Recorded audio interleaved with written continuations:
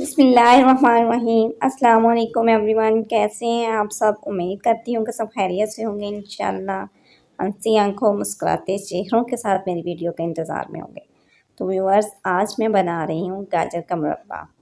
आजकल गाजरों का सीज़न है, बल्कि जाने वाला है, तो मैंने सोचा मुरब्बा बना के रख लें। ये बच्चों के लिए भी, आँखों के लिए बहुत अच्छा होता है।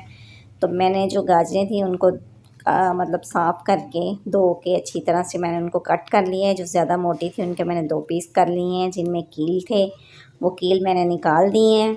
ये आपके सामने मैंने इस तरह गाजरें कट की हैं। अब आप गाजरें कट करने के बाद किसी छुरी की मदद से या कांटे की मदद से इसमें कट लगा सकते हैं।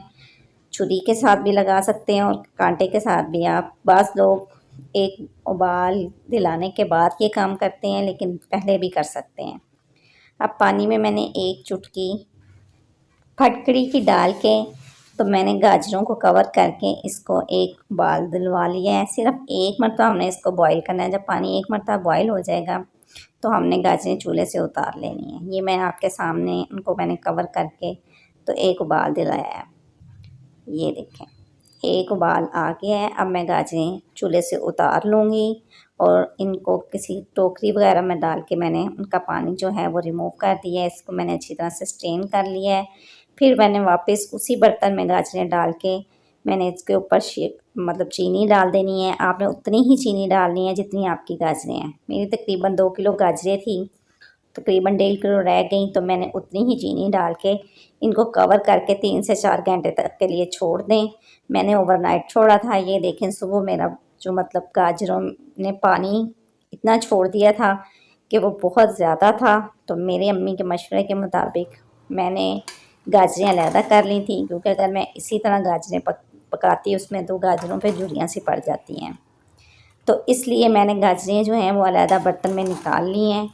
और फिर मैं बाकी शीरे को जो है उसको मैं थोड़ा सा थिक करूँगी। ज़्यादा नहीं थिक करना हमने, तकरीबन थोड़ा सा थिक करने के बाद फिर हमने इसी शीरे में जो हमारी गाजरें हैं वो ऐड करके तो हमने उनको भी इसके साथ पकाना है, क्योंकि उनको सिर्फ एक ही बॉयल आया है, तो अभी वो हमारी गाजरें कच्ची हैं। तो जब वो शीरे में पकेंगी तो वो मीठी भी हो जाएंगी और तभी उनका मुरब्बा बनेगा। ये देखिए, मेरा शीरा थोड़ा सा थिक हो गया है। अब मैंने इसमें गाजरें ऐड कर दी हैं और गाजरें ऐड करके मैं अब इनको पकाऊंगी अच्छी तरह से।